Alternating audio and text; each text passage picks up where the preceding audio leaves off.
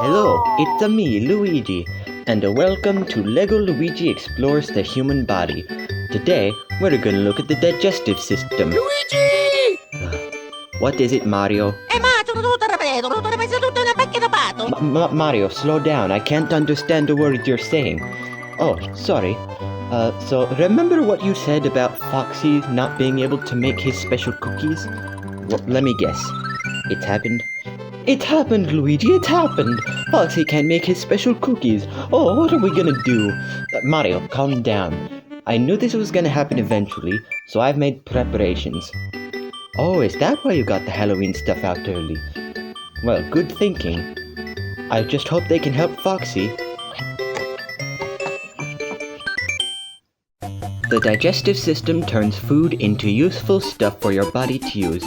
It consists of the main gastrointestinal tract, the mouth, esophagus, stomach, small intestine, and large intestine, plus a few accessory organs, such as the liver, gallbladder, and pancreas. Remember these organs, they're all important. What is it? Huh? No, wait, Luigi, come back, it's just a puppet. Oh no, I scared off the host, and now we have no one to talk about the digestive system. Did someone say they needed help talking about the digestive system? Oh, Yoshi, I'm so glad you're here. Can you stand in for Luigi? Sure, I know a thing or two about the human digestive system. After all, how much different can it be from the Yoshi digestive system? Thank you. Luigi's already covered the organs, so you can explain the process of digestion. Alright, show me the diagram. So the first part of digestion, my personal favorite, occurs in the mouth. I'm guessing those cauliflower-looking parts make saliva. Yeah, they produce saliva to help lubricate food and break it down with this, how do you say this? Enzymes? Enzymes. Oh, enzymes. And I've also heard that people have teeth to crush food. That's right, you're not so bad for a beginner. Aw, thanks, Mario. I think I got it from here. Your tongue helps you to swallow, and when you do, the epiglottis closes to keep that food from going into your windpipe. At least that's what I remember from the respiratory system episode. Next, the smooth muscle tissue in your esophagus pushes the food down into your stomach. Right, Mario? Right. That's called peristalsis. Okay, now the food is in the stomach where it gets broken down even more. I think Ghana said that there was a strong acid in the stomach. That must be what breaks down the food. If it's as strong as I think it is, then why doesn't the stomach just digest itself? Oh, good question. Stomach acid is very strong, but the stomach is lined with a thick layer of mucus. This keeps your stomach safe from its own stomach acid. Well, that's handy. Oh, by the way, what have you got in that block? No, wait, Yoshi, come back. I meant to scare Foxy, not you. Well, I guess it's just me now. So the stomach has acid to break down food, but it also has a layer of smooth muscle segments to help break down that food as well. After it's in your stomach, the broken down food and acid travel to the small intestine. We call it the small intestine because it's not as wide as the large intestine, but it is much longer. Because it's so long, it needs help from the mesentery to keep it from tangling up and to provide a blood supply. Inside the small intestine, there are tiny microscopic projections called villi, and they have even smaller projections on them called microvilli.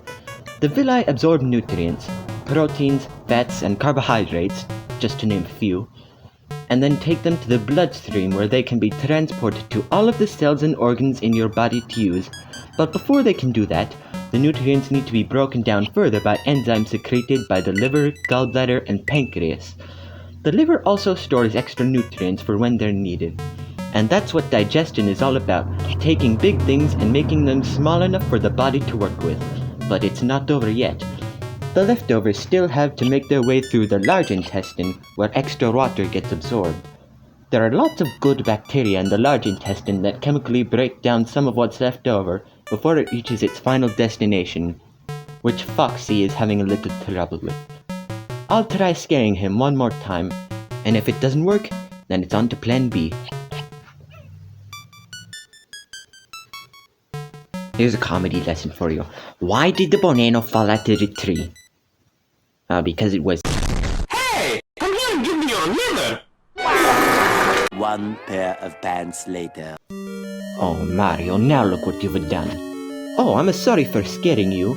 I was trying to scare Foxy so that he could start making his cookies again. Oh, and I think it worked. Foxy, maybe next time you might want to try a little more insoluble fiber in your diet. Mario, that wasn't him. It was me. You scared me, and now you've embarrassed me too. Oh, well, I'm glad to see you're getting enough fiber. I'm leaving. Have a rotten day. I knew I shouldn't have gotten dog food, Belle. Hey, Mario. Have you gotten Foxy back to normal yet? No, I haven't. Scaring him didn't work, and now I'm all out of ideas. Hey, I got an idea. How about some ice cream? Oh, no. I'm not falling for any of your fake pinkle... well, I was going to say dookies and cream, but I guess that works.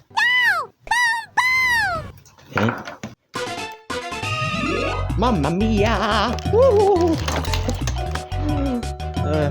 Thanks for watching. Make sure to like and subscribe.